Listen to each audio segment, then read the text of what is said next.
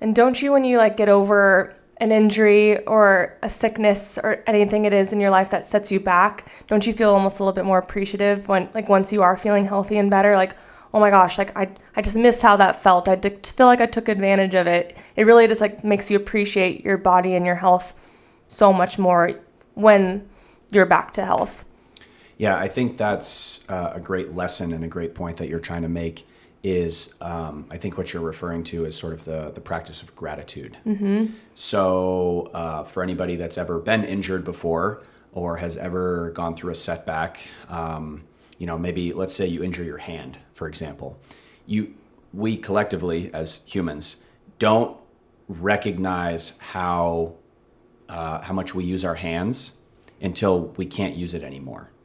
And so you're absolutely right. Sort of having that practice of gratitude is a good lesson, a good takeaway here, because for a lot of our listeners, they may not have that. It sounds like you personally are very self-aware, which is a great sort of skill in and of itself.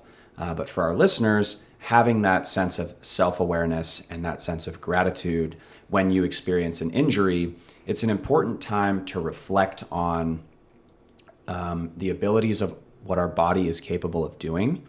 And when you are healed from that injury, hopefully you're able to return to, 100% your full capability, taking that time during and after to reflect and have that sense of gratitude, like, wow, I'm so grateful for my feet.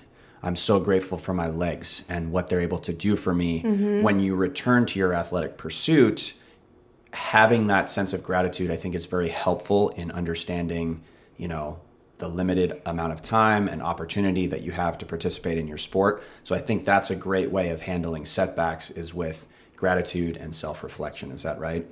Right. A saying I was just thinking of that I think I learned it from some instructor in a class.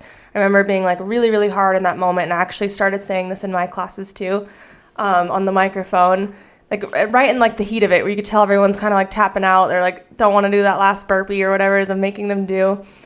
That I would say, like, you are so lucky you get to be here. You don't have to be here. You get to be here. Especially when I was teaching spin classes, like not everyone can just load up and get on that spin bike. We're so grateful to be able to get to do these things and like get to move our bodies.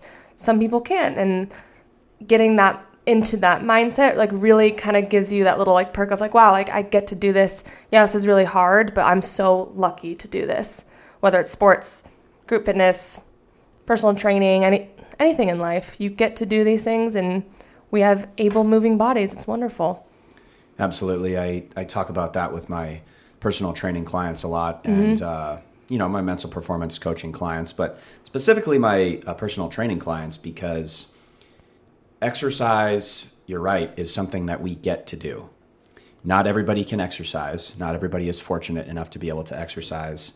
I have, that self-awareness. For example, I see somebody in a wheelchair or one of those sort of motorized scooters, and I don't necessarily feel bad for that person, but I imagine what it would be like to be in that position. Mm-hmm. And it makes me feel, again, that sense of gratitude. Like, not everybody can walk, for example.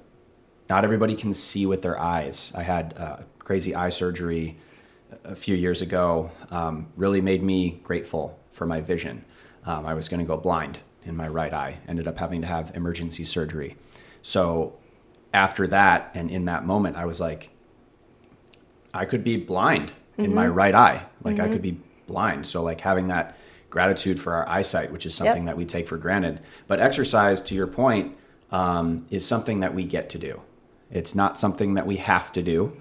And simply changing that word in that sentence makes, whatever it is that we're doing, whether it's a sport, whether it's exercise, like more of a privilege.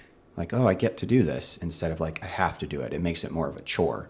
And I talk about that with my personal training clients. Like, you're much more likely to continue doing something that you get to do, because that word alone just makes it sound like more enjoyable, as opposed to something I have to do, which is like a chore. So exactly. That's a great perspective. And it makes the setbacks feel a little easier.